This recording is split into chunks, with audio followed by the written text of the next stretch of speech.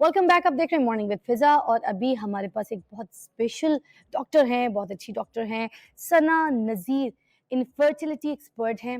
समझ गए आप किस बारे में बात करने जा रही हूँ। बहुत सारे ऐसे हैं जिनको प्रॉब्लम है, बे औलाद हैं, औलाद नहीं हो रही। मैं बताऊँ, औलाद एक ऐसी नेमत है, ऐसी नेमत है, ऐसी नेमत है जो पूरी दौलत जायदाद अपनी आप जिंदगी में लगा दें तो वो, मुझे लगता है अगर उसकी कमी है ना तो वो पूरी नहीं हो सकती। किसी भी किसी भी चीज़ को आप उसके साथ मिला नहीं सकते, उस कमी को आप पूरा कर नहीं सकते। एक औरत जब वो माँ बनती है, तो उसके दर्जात बहुत बुलंद हो जाते हैं और एक बाप जब अपनी गोद में अपनी औलाद को ऐसे आगोश में लेता है, तो उसकी ज़िंदगी बदल जाती है, उसकी ज़िंदगी मकसद बदल जाते हैं, उसकी ज़िंदगी में कुछ एम्स आ जाते हैं। फिर वो निकलता है, अपने कोई रास्ते ढूँढता है, मज़ीद मेहनत करता है, काम करता है और उसके रिस्क में भी बड़ा इज़ाफ़ा हो जाता है। अच्छा, ख़ैर अब इन सारी चीज़ों के लिए जो बे औलाद हैं, जिनके पास औलाद नहीं, अल्लाह ताला सबसे पहले मैं दुआ करूँगी, उन सब बे औलादों को अल्लाह ताला औलाद नसीब फ़रमाए, सेहत वाली, आफ़ियत वाली, खुशियों वाली, नसीबों वाली औलाद अता फ़रमाए। आमीन सुम्मा आमीन। जितने भी लोग देख रहे हैं और उसके बाद क्या-क्या प्रॉब्लम्स होती हैं, क्या इश्यूज़ होते हैं जिनकी वजह से लोग बे औलाद होते हैं, ये बांझपन क्या होता है और किस वजूहात की वजह से, क्या लेट उम्र निकल जाए, बच्चा टाइम पे ना हो, एज हो जाए तो क्या औलाद नहीं होती और ऐसे बहुत सारे सिम्पटम्स हैं। तो ये किस वजह से होते हैं, क्या होते हैं, सब के ऊपर बात करने के लिए हमने डॉक्टर सना को यहाँ पर दावत दी है। जी, अस्सलाम वालेकुम। अस्सलाम वालेकुम। थैंक यू फॉर कैसी हैं आप? Coming, thank you for your time, I you R am so welcome. Good माशाल्लाह, शुक्रिया। अच्छा ये बताइए कि सबसे पहले ये जो बांझपन है, हुँ, एक हुँ। बहुत बड़ा ट्रॉमा है, आपको पता है। नई-नई शादी हुई होती है, उसी वक़्त जो है ना 2-3 महीने नहीं गुज़रते तो सवाल-जवाब शुरू हो जाते हैं कि भई बच्चे का कोई प्लान नहीं है क्या? बताओ कब बच्चा करना है? तो अब 3 महीने में ही शुरू हो गए हैं ये सवाल। अब आगे बंदे को डिप्रेशन शुरू हो जाती है कि भई अभी से फ़ौरन शादी के सवाल है, तो आगे क्या-क्या पूछा जाएगा? तो ये क्या है कि शादी के कितने टाइम के फ़ौरन बाद जो है हुँ, हुँ। वो बच्चे की जो है कंसीव होना औरत के लिए इम्पोर्टेंट है और कब जो है उसको डॉक्टर के पास जाना चाहिए? जी, ये बहुत ही इम्पोर्टेंट क्वेश्चन है फ़िज़ा और अक्सर लोग हमसे यही पूछते हैं। बल्कि न्यूली कपल आए होते हैं और पूछते हैं हमें क्या करना चाहिए क्योंकि हमारा फैमिली की तरफ से अभी से ही प्रेशर है। या नई-नई यानी शादीशुदा हर जोड़े। दफ़ा ही नेक्स्ट मंथ में ही लोग एक्सपेक्ट करने जी। लगते हैं। और इसके लिए वेरी सिंपल, अगर कोई कपल है जो बिल्कुल हेल्दी है, उन्हें कोई प्रॉब्लम नहीं है, तो उसमें ऐज बहुत बड़ा फैक्टर है। अगर फीमेल की ऐज 35 से कम है और मेल की 40 से कम है, तो उन्हें at least 1 year naturally conceive करने के लिए ट्राई करनी चाहिए। अगर वो नहीं हो कर पाते, तब उन्हें डॉक्टर से रजू करना चाहिए। मेरे पास जब भी कपल आते हैं, मैं उन्हें टॉनिक्स देती हूँ, रिलैक्स करती हूँ और यही कहती हूँ कि आप अपना स्ट्रेस लेवल कम करें, यू कैन कंसीव ईज़िली। तो इसीलिए ये सबसे इम्पॉर्टेंट है ऐज। अगर आपकी 35 से 40 फीमेल की है, इसी तरीके से मेल की 40 टू 45 है, तो उन्हें 6 मंथ वेट करना चाहिए फॉर नेचुरल कंसेप्शन। अच्छा। लेकिन अगर 40 से ज़्यादा या मेल की 45 से ज़्यादा, ये एक बड़ी एक है और ये मेरी रिकमेंडेशन नहीं है, ये इंटरनेशनल रिकमेंडेशन है। उन्हें फ़ौरन शादी के फ़ौरन बाद तो नहीं, लेकिन जल्द से जल्द स्क्रीनिंग करवा लेनी चाहिए। यानी अपनी बेसिक जो इन्वेस्टिगेशन होती है इनफर्टिलिटी की, वो करवा लेनी चाहिए, ताकि अगर उन्हें टॉनिक्स की ज़रूरत है या कुछ भी है, तो वो आराम से वो लेते रहें और फिर वो आहिस्ता-आहिस्ता अगर कोई प्रॉब्लम निकलता है, तो थोड़ा-सा अर्ली करें। इसका लॉजिक क्या है एक्चुअली? ऐज हम समझते हैं जस्ट फीमेल, नहीं, मेल की भी ऐज का फैक्टर आता है और उसमें ऐज में जो एग होते हैं और स्पर्म्स होते हैं, उनकी क्वालिटी और क्वांटिटी दोनों ऐज के साथ एग्जैक्टली आप कहें अगर 35 इयर्स फीमेल की है, उसके बाद स्पीडली डिटेरिएट होना स्टार्ट होती है। तो अच्छा। इसमें ये हमारा जो पुराना कॉन्सेप्ट था early marriages, that is okay, बहुत टीन एज में ना करें। लेकिन जो लेट मैरिजेस का कॉन्सेप्ट है, उसमें ये है कि हमारे पास बहुत सारे कपल बहुत अच्छे, जो स्पेशली अपने प्रोफेशनल कोई डॉक्टर हैं, कुछ और हैं, उसकी वजह से लेट कर देते हैं, तो उनमें ये प्रॉब्लम बहुत ज़्यादा आ रही डॉक्टर है। साहिबा, लड़की और लड़के की क्या राइट एज आपकी नज़र में है कि उस टाइम पे लड़की और लड़के जो है वो जल्दी से बच्चा कंसीव कर सकते हैं? 35 से कम, 35। फीमेल की और 40 से कम, मेल 40 35। Less than 40। ओके। जी। ये अच्छा, क्या एक और मैं आपसे सवाल बड़ा अजीब-सा करने लगी हूँ, मगर मुझे लगता है कि ये हर औरत के दिमाग में सवाल होगा। बहुत सी औरतों के घर बर्बाद हो जाते हैं सिर्फ़ इस वजह से कि उनका बच्चा नहीं हो रहा होता, उनका बांझ का मसला हो जाता है या कुछ भी। अब वो क्या ऐसे कोई टेस्ट हैं कि ये जो सास होती हैं, जो ब्याह के लेके जाती हैं अपनी बड़े प्यार से, चाव से, इतना खर्चा करके, सब कुछ करके, दुनिया में धूम-धड़क्का करके बहू को लेके जाती हैं और बाद में जब पता चलता है कि ये मेरी औलाद को बच्चा नहीं दे सकती हैं, उसके बाद वो तलाक करवा लेती हैं। तो क्या उससे पहले ही ये सासें, इन टाइप की सासों के लिए कोई ऐसा टेस्ट है जो वो करवा लें?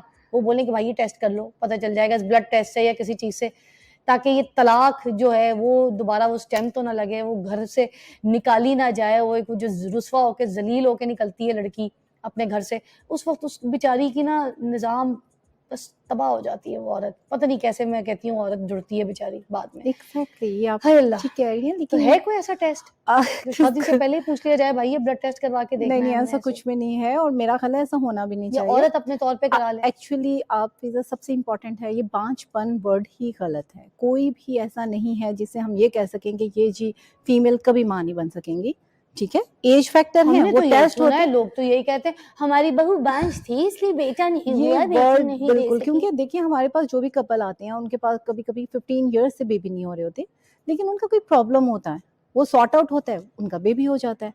एग्ज़ैक्टली आपको बेऔलादी कहना बेहतर है एज़ कम्पेयर टू बांझपन, ठीक है? बेऔलादी में चांसेस हैं कि वो जल्द हो सकता है उनकी औलाद हो जाए। बांझपन तो एक सिंपल टर्म है कि जी बस खत्म कहानी, ऐसा नहीं बांझ होना में चाहिए। कोई टर्म ही नहीं है कि वो हाँ बच्चा जी, हो सकता है। बिल्कुल। अच्छा, एग्ज़ैक्टली तो और उसका कोई इसीलिए इलाज भी नहीं अब है? इनफर्टिलिटी की जगह सब फर्टिलिटी बोला नहीं, जाता है बांझ का वर्ड कोई पे। इलाज भी नहीं है मतलब? देखिए बांझ का अगर एज आप कह लें 45 है 5 है, यानी कोई एज एग की क्वालिटी ना हो, एग अंडेदानी का बिल्कुल बैलेंस खत्म हो जाए, तब तो हम कह सकते हैं कि जी ये नहीं हो सकता। लेकिन आप बांझपन कह के मेंटली इतना स्ट्रेस दे देते हैं, एक तरह का ट्रॉमा है, एक तरह का स्टिग्मा है, तो why we are using this word actually. मेरा तो यही कॉन्सेप्ट है कि हमें ये बांझपन से निकलकर सब फर्टिलिटी, बेऔलादी, बेबी नहीं हो रहा, इन चीज़ों को लाइट वे में बोलना चाहिए, क्योंकि फीमेल के जब लिए औरत को ज़लील करना होता है तो बस इसी तरह मैंने देखा है, माशाल्लाह सबसे पहले इसी तरह के लफ्ज़ों को उठा-उठा के उठा ज़लील उठा करता के है। करते हैं, ये तो यही एक्चुअली तानों हमने के लिए तो यही लफ्ज़ चाहिए ना। एग्जैक्टली और सबसे बड़ी बात है कभी कभार ऐसा होता है कि आजकल जितने फीमेल के इशू हैं उससे ज्यादा हमें मेल के इश्यूज लग रहे हैं। मेल की रिपोर्ट्स काफी खराब होती हैं, और ये अलमिया है कि हमारे पास जब भी पेशेंट आते हैं सिर्फ स्कैन्स हो रहे हैं फीमेल के, दवाइयां ली जा रही हैं अंडे बनाने वाली, स्कैन्स हो रहे हैं, 2-2 3-3 4 साल तो यही इसका चलता रहता है मतलब है जब कि हमारे पास बांझपन आती हैं। मर्द में भी बहुत ज़्यादा पाया जाता है। तो क्या एग्जैक्टली हम इसको ऐसे कह सकते हैं कि 50-50 है, मर्द एग्जैक्टली और औरत के या बीच में? आप कह लें अगर हम रेशियो डिवाइड करें तो ऐसा होता है 30-35 फीमेल रीजन, 30-35 मेल रीजन, और 30 अनएक्सप्लेन्ड रीजन जिसमें हस्बैंड भी ठीक है और वाइफ भी ठीक है। मगर मर्द अनएक्सप्लेन्ड तो टेस्ट नहीं करवाता ना, इल्ज़ाम तो औरत के ऊपर ही आती है। मर्द तो अपनी इस दैट्स द टेस्ट पॉइंट। को जो है शर्मिंदगी महसूस करता है, उसको लगता है कि भई उसकी जो है पगड़ी वो नीचे ऐसे ज़मीन पे रख दी गई है उसके पाँव पे, या फिर उसको किसी ने गाल ही निकाल दिया अगर उसको किसी ने कह दिया कि भई तुम भी टेस्ट करा लो, दैट्स द एक बात पॉइंट है। एक्चुअली। लेकिन काफी अरसे के लिए बेबी नहीं होता तो करवाना पड़ता है, और ये सबसे ज्यादा एक्चुअली फीमेल के तो फिर टेस्ट थोड़े हैं कि उनमें ब्लड लेना पड़ता है। सीमन एनालिसिस तो सबसे मुझे आप एक ये तरह का बताएँ ना, इजी मर्द टेस्ट है। क्यों शर्माता है अपने टेस्ट के लिए? अगर आप कह रही हैं 50-50 हम्म है, तो फिर मर्द क्यों शर्माता है? मर्द क्यों नहीं कह सकता कि ठीक है मैं भी डॉक्टर के पास जाता हूँ? इल्ज़ाम औरत पे क्यों देता है? ये भी तो मुझे बताएँ, आपके पास तो केसेस बहुत सारे आते होंगे एग्जैक्टली ऐसे। एक्चुअली मेरा एक्सपीरियंस बड़ा डिफरेंट है, या शायद हमारे पास जब इनफर्टिलिटी सेंटर पे लोग आते हैं तो वो माइंड बनाकर आते हैं कि जी होगा टेस्ट, तो हमारे यहाँ मेल बड़े इजीली करवा लेते हैं, और हुँ। कभी भी ऐसा नहीं हुआ वो ये कहें कि जी सिर्फ हमारी वाइफ का इलाज करवाएं। शायद कुछ ड्यूरेशन के बाद आते हैं क्योंकि उन्होंने हकीम से, जर्नल गायनेकोलॉजिस्ट जैसे आम से उनसे भी ट्रीटमेंट लिया होता है, तो फेडअप हुए होते हैं तो हमारे पास आके चुप करके एक्चुअली मेल भी करवा लेते हैं। लेकिन आप ठीक कह रही हैं, ईगो होती है, वो हर्ट होती है शायद, आई एम नॉट श्योर, अच्छा, ये तो मेल कौन-कौन से ही से पता चल सकता है हमसे बात स्टेजेस करके। पे जो कपल्स आपके पास आते हैं फॉर प्रेगनेंसी, तो कौन-कौन सी मेडिसिन्स जो हैं वो आप रिकमेंड करती हैं जिससे ये जो प्रॉब्लम है ये ठीक हो सके? और किस स्टेज पे मेडिसिन, किस स्टेज पे इलाज आप रिकमेंड करती हैं? प्लीज़ लोगों को गाइड सबसे कीजिए। इम्पोर्टेंट इन्वेस्टिगेशंस हैं, जो कॉज है उसी का ट्रीटमेंट होना है।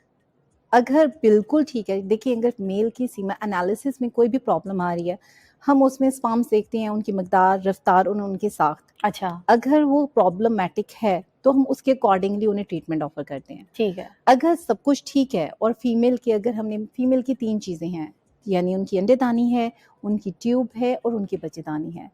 आप ये देखें नेचुरली कैसे फीमेल का बेबी होता है कि अंडेदानी में एक अंडा बनता है, बड़ा होता है, अंडेदानी से रिलीज होता है, ट्यूब में जाता है, ट्यूब में स्पर्म से मिलकर बेबी बनाता है, ट्यूब से वो मूव करके बच्चेदानी में आकर इम्प्लांट चिपक जाता है और प्रेगनेंसी हो जाती है। तो अगर मैं आप ये कहें कि अंडेदानी में अंडा नहीं बन रहा या बड़ा साइज़ का नहीं हो रहा, तो हम उसका इलाज करेंगे। ठीक अगर है। ट्यूब्स बंद हैं तो हम उसका इलाज करेंगे। ठीक है। अगर बच्चेदानी में कोई रसौलियाँ हैं या खरदूद है तो हम उसको देखेंगे।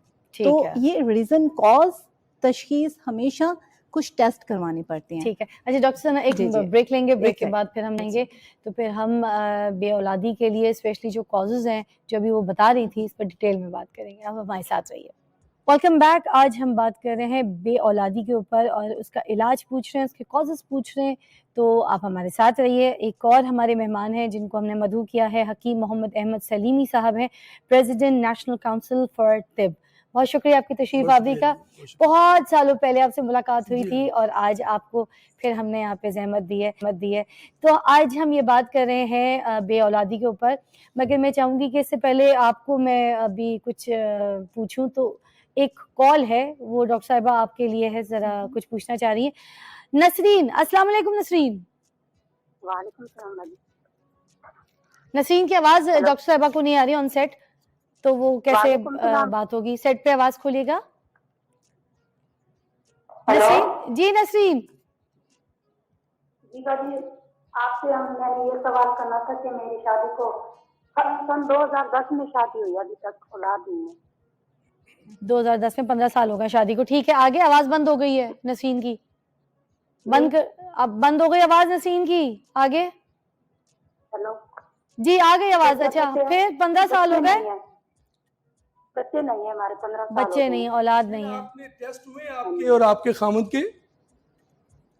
एज 30-35 तो होगी। नहीं, टेस्ट का पूछ रहे हैं। 35, में 30, 35 क्या- एज है। एज है? टेस्ट हुए हैं आपके और आपके हस्बैंड के, वो ये पूछ रहे हैं। जी, आपने कोई टेस्ट टेस्ट? हुए हैं जी। मेरी रिपोर्टें तो नॉर्मल है, जो मेरे हस्बैंड है ना, उसके जो जरासीम है ना वो 47%। स्पर्म काउंट कम। एक्चुअली 45% है जरासीम। 47% मिलियन अगर हैं तो इट्स ओके, लेकिन वो कंप्लीट रिपोर्ट होती है, उसमें सिर्फ और सिर्फ नंबर नहीं, मिकदार के अलावा रफ्तार और साख्त पे भी इफेक्ट देखते हैं।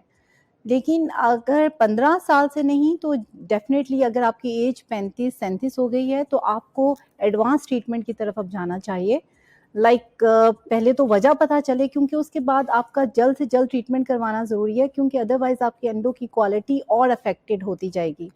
तो मैं आपको यही कहूँगी कि आप एक दफ़ा इनफर्टिलिटी सेंटर पे विज़िट करें और वहाँ जाकर अपना एक स्कैन करवाएं, जिसे टीवीएस बोलते हैं, इनर स्कैन करवाते हैं। टीवीएस इनर स्कैन होता है, जो कि बहुत ही जो अंडेदानी है और बच्चेदानी को बहुत करीब से देख पाता है, और उसमें टोटल अंडे कितने होते हैं, उसे एंटर फॉलिकल काउंट जिसे कहते हैं, वो आपका पता चले।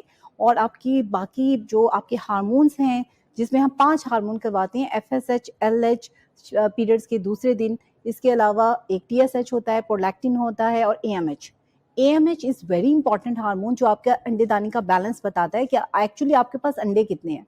तो ये आपने करवाने हैं ताकि आपको पता चल सके कि आपके पास कितना टाइम है और कितने आप चांसेस आपके बढ़ सकते हैं thank you so much doctor साहब। अच्छा, अब मैं आपसे पूछना चाहूँगी हकीम साहब के, बहुत सारी बातें सुनने को भी आती हैं कभी-कभी कि जो वैक्सीनेशंस हो रही हैं, ये जो पोलियो की वैक्सीनेशंस हो रही हैं, ये सब नहीं करानी चाहिए। इसकी वजह से भी जो है वो बांझपन आ जाता है, बेऔलादी होती है, फिर शादी होते हैं तो बच्चे नहीं होते। इसमें कितनी हकीकत है? ये तो बहुत शुक्रिया। दरअसल जो वैक्सीनेशन है ये हमारी ही हिफाजत के लिए, हमारी जो नई नस्ल बच्चे पैदा होते हैं उससे मुख्तलिफ अमराज से बचाने के लिए की जाती है। पोलियो देखिए पूरी दुनिया में ख़त्म हो चुका हुआ है, सिर्फ पाकिस्तान और एक आध मुल्क में और रह गया है, और उसके पीछे यही जो प्रोपेगेंडा, मनफी प्रोपेगेंडा किया जाता है, उसका बड़ा असर है।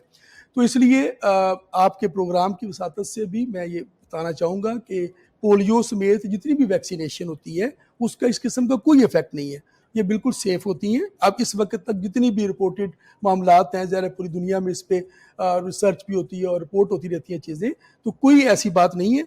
तमाम लोगों को जब गवर्नमेंट की तरफ से ये पोलियो वैक्सीनेशन की मुहिम चलती है पूरी तरह पार्टिसिपेट करना चाहिए और बिल्कुल ये सेफ है। इस तरह बाकी भी जो वैक्सीन है ठीक उसको है लेना हकीम चाहिए। साहब, हसीना की कॉल है मुल्तान से। अस्सलाम वालेकुम। जी क्या कहेंगी हसीना? जी मेरी शादी को 11 साल हो गए हैं, 12वां साल शुरू हो गया है। शुरू में एक दफा मुझे अमल हुआ था 4 माह का था, उसके बाद वो खत्म हो गया, उसके बाद नहीं हुआ। इलाज कहते हैं कि आप में कोई मसला नहीं है, कोई ऐसा मसला है, समझ नहीं आ रही क्या हो गया है। मेरे बच्चे नहीं है, मैं परेशान हूँ बहुत ज्यादा।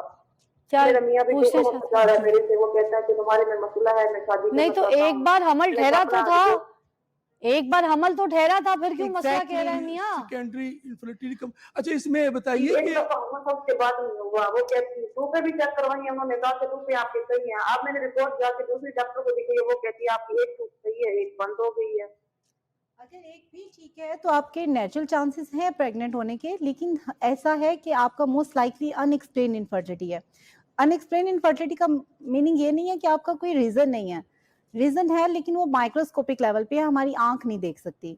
तो इसीलिए अगर आपका सब कुछ ठीक है तब भी आपका इलाज मुमकिन है, और उसमें आईयूआई आईवीएफ की भी ऑप्शन है अगर आप अफोर्ड कर सकते हैं। आईयूआई तो इतना ज्यादा महंगा भी नहीं होता, तो ये एडवांस कितने पैसे ट्रीटमेंट है। लगते हैं डॉक्टर साहब? अब जब आपने जी बात जी। छेड़ दी है तो मुझे बता भी दें कि ये आईयूआई, आईवीएफ और पीजीटी हम्म। इनमें कितने कोई पैसे लग जाते हैं? फिर बाद में इसको एक्सप्लेन भी कर दीजिएगा साथ। एक्चुअली आईयूआई तो वेरी सिंपल है कि अगर किसी के हस्बैंड का थोड़े से स्पर्म्स कम है, लाइक नॉर्मल से लिमिट से कम है, माइल्ड प्रॉब्लम है, नॉट वेरी लाइक एक बहुत ही अग्रेसिव स्वेयर प्रॉब्लम ना हो, स्पर्म्स रफ्तार में या मिकदार में थोड़े कम हो, तो हम क्या करते हैं, हम पहले फीमेल की एक दवाई दे के अंडा बना के साइज में उसे रिलीज करवाते हैं, और उसके बाद हस्बैंड के स्पर्म जो दा बेस्ट होते हैं उन्हें प्रिपेयर करके पाइप के अंदर रख देते और हैं, ये कितने कॉस्ट और में हो ये जाता है? जस्ट 35,000 का होता है। अच्छा, और ये आईवीएफ?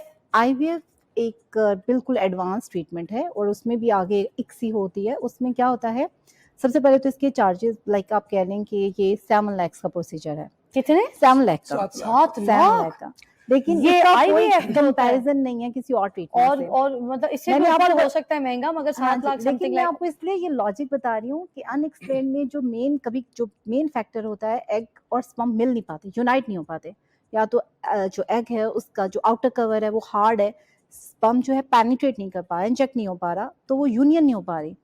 तो इक्सी में हम लोग या आईवीएफ में उन्हें यूनाइट करके एक तरह की फर्टिलाइजेशन कराते हैं इन लैब, और उसके अलावा हम मेडिसिन जो देते हैं, ठीक आपको है, पता है और ये इतने ज्यादा लास्ट ये भी बता इंजेक्शन दीजिएगा कॉस्टली होते पीजीटी जाते क्या हैं। है? पीजीटी होता है, आपने अगर कोई एक तरह की फैमिली बैलेंसिंग करनी है, या फिर आपकी फैमिली फैमिली में balancing, not getting. It means कुछ लोगों के गर्ल्स हैं 2 से 3, अगर बॉय चाहते हैं वो, तो ये देखा जाता है कि जो हम बेबी बनाते हैं उसका एक सेल लेते हैं, देखते हैं कौन सी गर्ल एंड बॉय है, ठीक है, तो इसको फैमिली बैलेंसिंग कहा जाता है, ये और भी पॉसिबल जेंडर होता है? सिलेक्शन और कहते ये हैं। कामयाब है? एग्जैक्टली और उसमें 100% चांसेस हैं, प्रेगनेंसी होगी तो बॉय होगा अच्छा, वरना एक नहीं कॉल होगा। होल्ड पे है, उसके बाद खैर पहले कॉल ले लूं, फिर मैं आपसे एक और सवाल करूंगी। चलेंगे, it's जी okay. अस्सलाम वालेकुम, कौन है? झंग से है कोई? अस्सलाम वालेकुम वालेकुम जी, कौन बोल रही मैं है? अनम शाहिद जंग से बात कर रही हूँ। जी बेटा, क्या पूछेंगी अनम? जी मेरे 17 साल हो गए शादी को, 34 साल मेरी एज है। तो मेरे एक बार हमल हुआ था, उसके बाद भी हुआ है। मेरी एक ट्यूब पे ना रसोली हो गई थी, तो डॉक्टर ने एक ट्यूब बंद कर दी है। तो अब मेरे प्रेगनेंसी को बिल्कुल भी, वो कहते हैं ट्यूब के ऊपर ना वो आ गया है, जैसे चर्बी का जो होता है वो हो गया है। तो वो कहते हैं अब आपको सिस्ट का हमल मसला हो नहीं गया? होगा। अच्छा, तो क्या मैंने आपसे कहेंगे? मशवरा करना था, पहली बार मेरी कॉल मिली है, पहली बार। शुक्र अल्हम्दुलिल्लाह, मेरी तो दुआ है तेरे सबसे 5-6 इम्पोर्टेंट बच्चे हो जाए, आमीन। खुशी की बात यह है कि आपकी 34 साल उम्र है, 34 साल पर अंडे दानी में अंडे मौजूद होते हैं, और अगर आपका नॉर्मल नहीं हमल हो सकता कि ट्यूब्स में प्रॉब्लम है, ट्यूब्स ब्लॉक है, या उन पे स्वेलिंग हुई हुई है, सोजिश हुई हुई है, उनके अंदर पानी है, तो आईवीएफ में क्या करते हैं, हम ट्यूब्स को यूज ही नहीं करते, हम उन्हें जस्ट बाईपास करते हैं, अंडे दानी से अंडे निकालते हैं, स्पर्म लेते हैं, बेबी बनाते हैं और बच्चेदानी में डायरेक्ट रख सकते हैं। तो अगर आपके लिए अफोर्डेबिलिटी हो तो आप आईवीएफ इक्सी पे चाहें, क्योंकि हमारे पास अलमिया हमारे पास पेशेंट बहुत आती हैं, इतने ज़्यादा 40 प्लस वाले, क्योंकि वो इसी तरीके से 34 पे वेट करते रहते हैं कि खुद हो जाए, हालांकि जो ब्लॉक है ये तो बहुत छोटी हैं अभी तो। एग्जैक्टली तो है ना? उन्हें और अच्छा हकीम साहब, मैं चाहूंगी आप भी कोई तिब में क्या जी, मैं इलाज अर्ज है करता पूछ हूं। लें। मैं पहली बात तो ज़ाहिर है कि डॉक्टर साहब तो एडवांस ट्रीटमेंट की बात कर रही हैं, और यकीनन जब मेडिसिन के जरिए और इसका इलाज ना हो तो फिर ऑपरेशन की तरफ तो जाना आप पड़ता तिब है। में क्या छोटी हैं अभी तो। एग्जैक्टली तो है ना? उन्हें और अच्छा हकीम साहब, मैं चाहूंगी आप भी कोई तिब में क्या जी, मैं इलाज अर्ज है करता पूछ हूं। लें। मैं पहली बात तो ज़ाहिर है कि डॉक्टर साहब तो एडवांस ट्रीटमेंट की बात कर रही हैं, और यकीनन जब मेडिसिन के जरिए और इसका इलाज ना हो तो फिर ऑपरेशन की तरफ तो जाना आप तिब पड़ता का है। भी जो अगर मैं अर्ज ट्रीटमेंट है करता हूँ तो इसमें बता जी दें। बुनियादी तौर पर तो डॉक्टर साहब चूंकि पहले सेशन में बात कर रही थी इसके असबाब के हवाले से भी, तो एक तो ये है कि दोनों तरफ असबाब होते हैं, और ये 50-50 बिल्कुल बात ठीक है, मर्द में भी मामलात होते हैं और औरतों में भी होते हैं, दोनों में। और ये होता है कि अगर आप वो एक सीरीज देखें तो किस तरह ज़्यादा मामलात हैं, तो बिल्कुल मर्द जो है कि डोमिनेटेड, ये हमारा कल्चर है सारा मामलात, और मर्द डोमिनेट करता है और अपने टेस्ट वो बहुत हद तक कराते ये नहीं सारी है। बातें हो गई हैं। ठीक है, बहुत मुझे लेट मैं कराते कह रही हूँ हैं। उसकी हाँ ये जी, क्योंकि वो जी, कॉल पे हैं तो जी मैं उनको उनसे पूछ लें तो इस इनको सिचुएशन जी में हाँ, आप क्या बताएंगे बिल्कुल ये वाली। इनकी मेडिसिन से ट्रीटमेंट हो सकती है। पहली बात तो ये इनका जवाब ये है कि जब एक ट्यूब भी ठीक हो तो इलाज हो सकता है। अच्छा सोजिश वगैरह का ट्रीटमेंट होता है, ठीक है, और अगर कोई ज़ाहिर है कि प्रॉपर उनकी हिस्ट्री सामने आए तो फिर हम उसको इलाज भी बता सकते हैं। तो इसमें ये होता है कि अगर कोई एग रिलीज नहीं हो रहा उसका भी ट्रीटमेंट है, अगर कोई सोजिश है, बच्चेदानी में और सोजिश सिस्ट है, कहीं वगैरह। भी सिस्ट वगैरह, बिल्कुल पीसीओएस के वगैरह मामलात होते हैं, ये बिल्कुल मेडिसिन के जरिए ठीक हो सकते हैं। ठीक है। और ये बिल्कुल इनका ट्रीटमेंट हो सकता है। और ये बहुत सारे लोगों में जो ओवल्यूशन का एक प्रोसेस होता है, वो भी डॉक्टर साहब बैठी हुई हैं कि बहुत सारे लोग जो है ना वो जो एक हर महीने औरत को एक एग रिलीज होना है, और उसकी वजह से जो फर्टिलिटी का चांस बहुत ज़्यादा होता है, तो वो भी एक पूरे महीने में कुछ सेफ पीरियड्स होते हैं जहाँ पे, और एक ओवल्यूशन का पीरियड होता है, उस दौरान अगर वो मिलाप हो जाए तो वो बहुत ज़्यादा चांस होते हैं। उसके लिए अब टेस्ट भी अवेलेबल हैं, वो स्टिप भी मिल जाती है मार्केट में, बहुत ज़्यादा महंगी भी नहीं है। अच्छा LHC बोलते इससे हैं। जी हाँ, ये जो आपने बल्कि बात छेड़ी दी है, मैं चाहूंगी इसका सवाल बना के जो है जी आपके सामने मैं पेश करूं और आप इसका जवाब प्लीज दें। जी ठीक है, तो आप हमारे साथ रहिए, हम बात करें बे औलादी के ऊपर और आपकी कॉल्स भी शामिल करेंगे। Stay tuned. Welcome back. आज हम बात करें बे औलादी के ऊपर, हमारे मौजूद मेहमान हमारे साथ बैठे हैं, आपकी कॉल्स भी शामिल करेंगे। मैं आपसे एक बड़ा ज़रूरी सवाल करना चाहूँगी। मियाँ और बीवी आपस में उनके मिलने का बेस्ट टाइम क्या है जिसमें बच्चा कंसीव हो सके? एक्चुअली कहते तो ये हैं ओवुलेशन डेज होते हैं स्पेसिफिक, ठीक है, और वो 14 डे, अगर किसी भी फीमेल का साइकिल 28 डे का है तो एग्जैक्टली 14 डे ओवुलेशन का कहते हैं कि अंडा रिलीज होता है, तो वो यूनियन उसका सबसे बेस्ट टाइम है। ठीक है। लेकिन ऐसा नहीं है, क्योंकि अगर अच्छा आप ऐसा है ही नहीं? इतना स्ट्रेस ले लेते हैं तो कभी कभार ओवुलेशन ही नहीं हो पाती। तो इसीलिए मैं हमेशा, हम लोग ये एक वन डे नहीं कहते, हम कहते हैं या तो LH किट से, आप कुछ किट्स होती हैं उनसे पता चल जाता है कि ओवुलेशन हो चुकी है, तो उस टाइम में आप मिलें। अदरवाइज वेरी सिंपल 8 डे से, अगर आपका नॉर्मल साइकिल है 8 डे से 22 डेज तक आप regular intercourse like after every one day आप करें, तो हाई चांसेस हैं that you can get the pregnancy, अगर आप दोनों ठीक हैं तो। अच्छा इसमें आप इसमें क्या एक कहना बात इसमें चाहेंगे? सिर्फ ये है कि एक तो ये स्ट्रिप है, आजकल लेटेस्ट टेक्नोलॉजी से फायदा लेना चाहिए। जी। जब वो पीक हाई आती है जिसमें होती है, जिसमें एग रिलीज हो रहा है, तो उन जी। दिनों में अगर मिलाप हो तो चांस ज्यादा हो जाते हैं। इसके अलावा जनरली ज़ाहिर है कि हर एक स्ट्रिप तक नहीं पहुंच पाता, तो उनके लिए यह है कि 12 से, यानी पीरियड स्टार्ट होने से 12वें दिन से लेकर 18वें दिन तक, ये इन दिनों में अगर वो मिलाप हो तो उससे ज्यादा चांस होते हैं। क्योंकि ये डॉक्टर साहब ये फरमा रही है ना कि बाज लोगों को ये जो साइकिल है पीरियड का, ये आगे पीछे होता है। Exactly. किसी का 27 दिन हो गया, हमेशा किसी का 28 ये days का डिप्रेशन नहीं की होता। वजह से भी उनमें साइकिल की डिस्टर्बेंस आती है। तो उसको अचीव करने के लिए भी बेस्ट वे तो आजकल ये है कि वो स्ट्रिप लें, जी। वो चेक करते रहे, यूरिन टेस्ट होता है, और जब पीक आती है तो उस दिन वो करना चाहिए। बड़ा सिंपल सा टेस्ट है, कोई बहुत ज्यादा मुश्किल नहीं है। इसके अलावा 12वें दिन से लेकर, पीरियड स्टार्ट होने के 12वें दिन से लेकर 18वें दिन तक, इन 5-6 दिनों में मिलाप हो तो बहुत ज्यादा अच्छा चांसेस अब होते ये जो 5-6 दिन है, अब 5-6 दिन में एक दिन में कितनी बार मिलना है, ये भी थोड़ा सा बता दे, क्योंकि जब और इसकी भी कोई समझ नहीं होती तो It's मुझे not लगता like है ये that भी एक दिमागी खलल है कि बस उसके बाद ऐसा फिर कुछ नहीं मिलते है। ही रहते हैं। एक्चुअली स्पर्म जो होते हैं वो 72 आवर्स तक रहते हैं, ठीक है, तो आप ऑल्टरनेट पे डेज पे भी अगर मिलते हैं तो इट्स ओके। अच्छा 72 आवर्स के लिए लाइव रहती क्योंकि है। स्पर्म काउंट होना भी तो वेरी इंपॉर्टेंट ये ना, इसमें उसकी Definitely, क्वालिटी। मैंने पहले कहा अगर दोनों की रिपोर्ट ठीक है तो ही नेचुरल कंसीव होने के चांसेस हैं। और 72 आवर्स वो लाइव रहेंगे। अगर वो एक दिन मिलते हैं, एक दिन छोड़ के दोबारा मिलेंगे तो स्पर्म कोई ना कोई, जब हमारा है कि जब एग रिलीज हो रहा हो तब स्पर्म वहां मौजूद हो। जी ठीक है। ये इसमें ना जो ओवा है उसकी लाइफ है 12 से 24 घंटे और जो स्पर्म है वो बल्कि इंटरनल जो ट्रैक है उसके अंदर तो वो 5 दिन तक लाइव रह सकता है। अच्छा ठीक है, इसलिए ये जो बहुत ज्यादा होता है ना लोगों को ये बार बार, तो वो भी ठीक नहीं है। तो इसलिए 24 घंटे के अंदर एक दफा हो तो वो ठीक होता है मामला। अच्छा, जो ये वर्किंग लेडीज होती हैं बहुत ज्यादा, जिम भी जा रही होती हैं या फिर कोई डाइट कर रही होती हैं किसी वजह से, तो उनको भी कहा जाता है कि भाई इसी वजह से बच्चा नहीं हो रहा है ना, क्योंकि ये एक्सरसाइज इतनी करती हैं जिम में जाके, तो फिर वर्किंग लेडी हैं, इतना काम कर रही होती हैं, स्ट्रेस में होती हैं, तो इस वजह से भी बच्चे। तो मुझे लगता है कि इस बारे में भी लोगों को बताना चाहिए कि ये स्ट्रेस होता है, अगर कोई और ये वाला नहीं, काम का स्ट्रेस Physical होता है stress. कि अगर कोई टीचर है, बैंकर है और काम कर रहे हैं, इतने जी। बच्चों को हैंडल कर रहे हैं, बैंक में इतने अकाउंट्स देख रहे हैं, तो उसके बाद ये वो वाला स्ट्रेस भी होता है कि जिसकी वजह से बच्चा ना पैदा हो सके। देखिए ये ना सारे स्ट्रेस मैटर करते हैं। देखिए आपका ये जो ख़ास तौर पर हमारा जो सेक्सुअल सारे मामलात हैं और इनफर्टिलिटी के इश्यूज हैं, इसका अगर हम कंट्रोल सेंटर देखें तो हमारा पिट्यूटरी ग्लैंड होता है।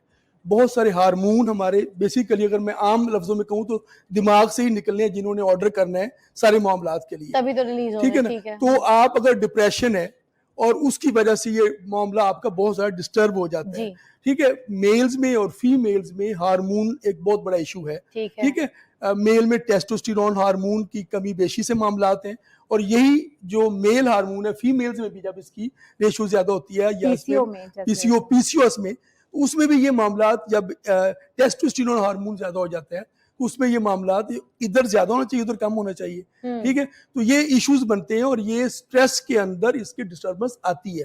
और एक बात जो बहुत जरूरी है, जो हमारी मेरी अपनी प्रैक्टिस 26-27 साल की हो गई, हमने देखा है बच्चियों में अगर नाश्ता वक्त पे नहीं करती हैं तो ये बहुत आगे जाके चीज मैटर करती है।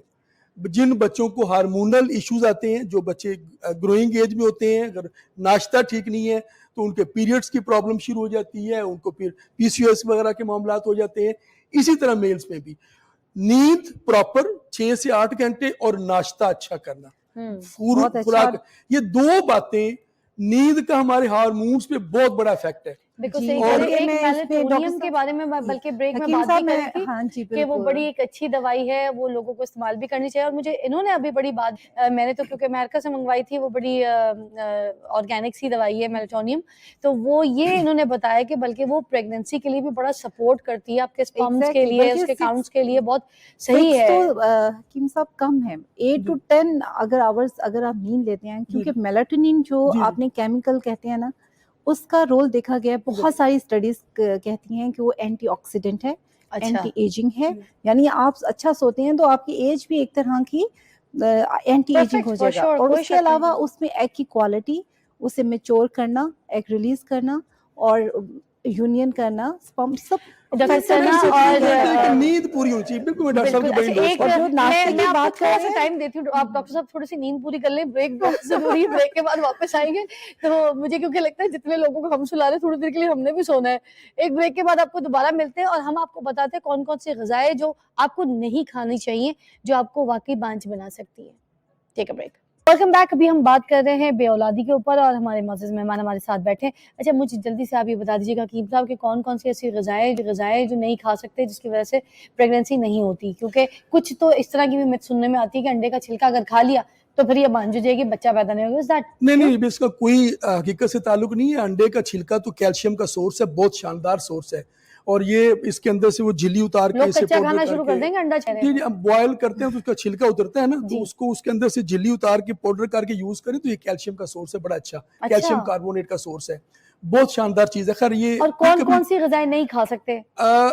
वन लाइनर ये है कि जंक फूड जंक फूड नहीं खा सकते? नहीं खानी चाहिए, ओके। ठीक है ना। और इसमें बहुत सारी जो अभी बेकरी की चीजें हैं, जिसमें अगर मैं नाम भी लूँ, सलांटी चिप्स वगैरह, इसमें जो मुख्तलिफ किस्म के केमिकल नमकियात यूज किए जा रहे हैं वो आपके हार्मोन्स पे बहुत ज्यादा इफेक्ट कोल्ड करते ड्रिंक्स हैं। भी? ठीक है। रिफाइंड शुगर जो है कोल्ड जी ड्रिंक्स हाँ। में, ये भी सब क्या एनवायरनमेंट का भी हाथ होता है डॉक्टर साहब? एग्जैक्टली एनवायरनमेंट का बहुत ज्यादा। आप ये देख लें कि हमारे परदादा नाना उन सबके इतने सारे बेबीज हो जाते ठीक थे, है। टीम बना लेते थे, अब क्यों नहीं होते हैं? उसमें सबसे इम्पोर्टेंट हमारा मोबाइल, इसकी रेडिएशंस, लैपटॉप की रेडिएशंस। अच्छा। इसके अलावा आप देखते हैं जो हम ऑर्गेनिक फूड का आजकल कॉन्सेप्ट आ रहा है, वो बहुत अच्छा कॉन्सेप्ट है। ठीक है। ऑर्गेनिक आप फ्रूट्स खाएं, वेजिटेबल खाएं, क्योंकि जो पेस्टिसाइड्स हैं वो भी हार्मोनल इफेक्ट रखते हैं, ठीक है। जिसकी वजह से इनफर्टिलिटी का बायस बन रहे हैं ये सब। ठीक इसके है। अलावा एक और आपने देखा होगा अक्सर हमारे प्लास्टिक्स पे अब लिखना शुरू हो गए हैं बीपीए फ्री, क्योंकि ये बिस्फिनॉल ए जो होता है ये केमिकल होता है। जब हम यानी शॉपिंग बैग प्लास्टिक की लेते हैं, चीजें। जी, ये प्लास्टिक पॉलीथीन के जो बैग हैं जो उसके अंदर ही पॉलीथीन होता के है ये बैग, ठीक है। उसमें क्या होता है जब हम गरम गरम खाना बाहर से होटल से मंगवाते हैं उसमें डलता है, अच्छा, तो वो खाना जो है वो उसमें जो प्लास्टिक के केमिकल हैं वो वो अपना एंटर हो केमिकल जाते हैं, छोड़ेगा, और वो जब हम खाते हैं तो उसका भी एक एस्ट्रोजेनिक लाइक इफेक्ट है, जिसकी हार्मोनल वजह से इफेक्ट है, और प्रेगनेंसी उससे भी प्रॉब्लम्स आती दुनिया में ये infertility बैन हो होती है। चुका है। हमारे यहाँ भी बेकरी पे Exactly. तो अब नहीं मिलता, मगर ये अभी यानी भी अब यूज जो हो रहा है पाकिस्तान क्लोथ में। के और जो ये बैग्स हैं और इसे इनकरेज किया जा रहा है, तो ये इसलिए किया जा रहा है क्योंकि बहुत सारे इसके एक कैंसरस भी है और भी बहुत सारे इनफर्टिलिटी भी बहुत बहुत ज्यादा बहुत है। शुक्रिया आप दोनों का। आप लोगों ने बहुत अच्छी तरीके से डिटेल्ड में जाके हमें समझाया और हम समझ गए हैं इंशाल्लाह ताला। जो जो प्रॉब्लम्स है उसको फेस जो आप लोग कर रहे हैं, मुझे लगता है एक तो पहले जितने भी इनफर्टिलिटी डॉक्टर्स हैं, सेंटर्स हैं, वहाँ जाकर रुजू कीजिए, अपने प्रॉब्लम्स जो है वो बताइए। दूसरी बात ये कि तावीज़ गंडे के ऊपर जो है रिलाय ना कीजिए, वहाँ जाकर आप अपने बच्चे का तावीज़ ना लीजिए, उधर से बच्चा नहीं मिलने वाला, बच्चा आपको मिलेगा। अगर कोई इशू है तो अपने टेस्ट कराइए, इनफर्टिलिटीज़ के सेंटर्स जो हैं वहाँ जाकर पता कीजिए। और जिस तरीके से मैंने आपको बताया यहाँ पे IVF है और क्या था जीपीटी, IUI, PGT, ठीक है, इस तरह के जो जो एक से तो प्रॉपर ट्रीटमेंट ये करवानी सेफ चाहिए ना, प्रोसेस प्रॉपर है ट्रीटमेंट इनको की तरफ इस्तेमाल आए। कर सकते हैं और तरीके से इसका इलाज भी है। और मैंने आपको सब तरीके से यहाँ पर समझाने की कोशिश की है कि किस एज में और किस एज के बाद किस तरह के प्रिकॉशंस और किस तरह के इंतजामात होंगे तो आपको बचा हो सकता है। मेरी तरफ से खुदा हाफिज़, आपको मिलूंगी मैं कल।